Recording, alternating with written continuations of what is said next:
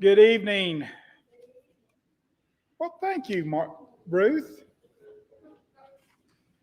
Thanks for being here and joining us. I know we got a couple more people coming in. Thank you for those of you that will be joining us online. The interesting thing about having our services online is that it gets viewed a lot, but it's not always while it's live. It gets viewed throughout the week, and we'll end up with 100 or so people watching online throughout the week from all over the place. So it's strange. But thank you for joining us tonight. We are going to take our time with prayer tonight. Another interesting thing is that we ran out of prayer sheets. Normally we have about 20 prayer sheets left that I have to toss, and today we have none. So, in fact, I got the first one. The one thing to make sure I tell you guys about, if you've not seen the prayer chain email, that Fred Stitchcomb, Jean's father, passed away. So please remember, Deborah said that Jean is really having a tough time right now, that he was very close to his dad, so that he would see him every day. So please pray for the Stitchcomb family and for Deborah. Let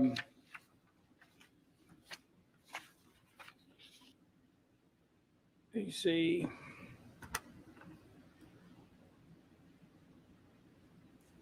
And then the rest of them, continue to pray for my cousin's family, David Lips, his daughter, Brooke, 27-year-old, special needs, passed away this past weekend, and her funeral will be this Friday, I believe, in Indiana.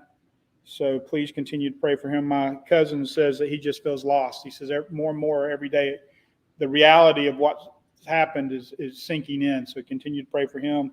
Continue to pray for my brother as he's home, now doing well, but has to limit his exposure. The doctor told him today that if he gets a cold, it'd put him back in the hospital.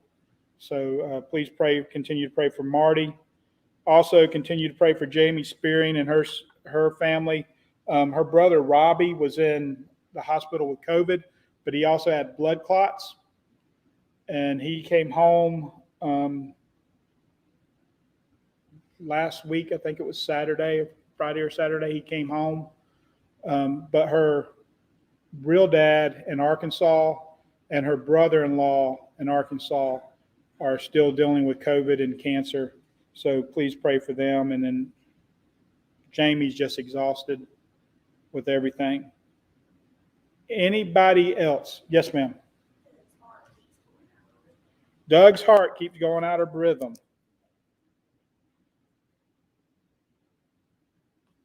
Are they going to have to install a defibrillator or something? Well, not a defibrillator. Yeah, they have to put something in to shock it back in the rhythm when it goes out. It's not a pacemaker and it's not a defibrillator. I can't remember what they call it.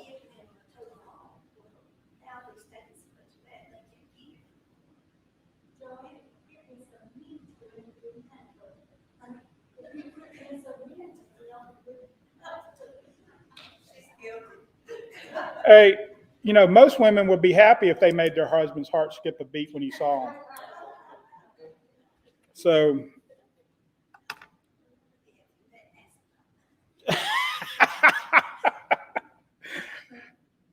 continue to pray for Stan Stone. He is he's on a low dose of sedation, but he's still not waking up.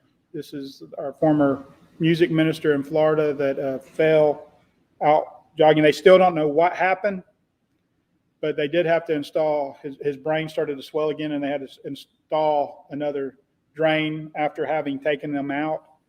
and that seemed to help, but he's getting agitated, but he's not following commands yet.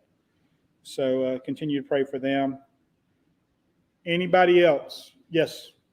So I have a coworker who recently found out that his mother has cancer. Okay. He already has history with a grandmother dying of cancer. What's his first name? Anthony. Anthony's mom. And he's pretty close about it. He doesn't have a face sort of immediately religion. He's actually pretty adamantly against it to some degree.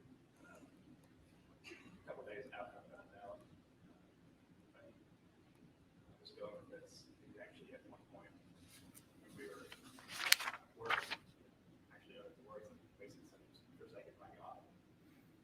And so he kind of has a bad relationship there. And so I thought it's only hard on with all this. This may be a good opportunity for you just show him. I remember after he said those words, I kind of tried to not forward push him, but at the same time, it's kind of respect. No, I don't believe that what you feel like that is true. Okay. Did you guys hear him back there? Okay. Micah's co-worker, Anthony, just found out that his mom has cancer. His grandmother has already died of cancer. And Anthony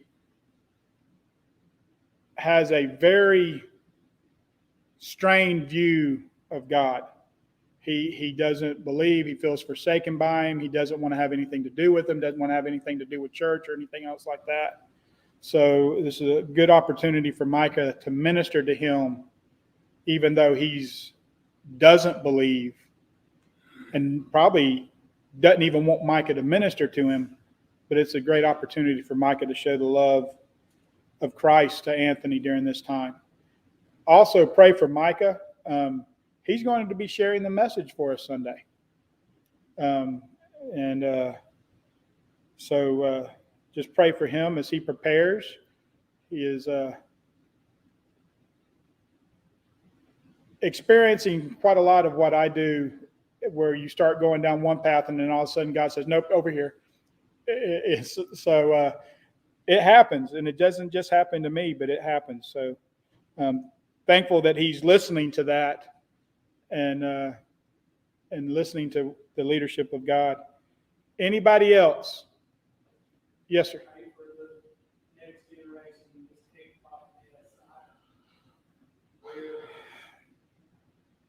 Yeah, I was sharing with Ruth. You know, I shared with you guys last week or the week before about the TikTok thing where they're knocking the stuff off the walls in the bathrooms.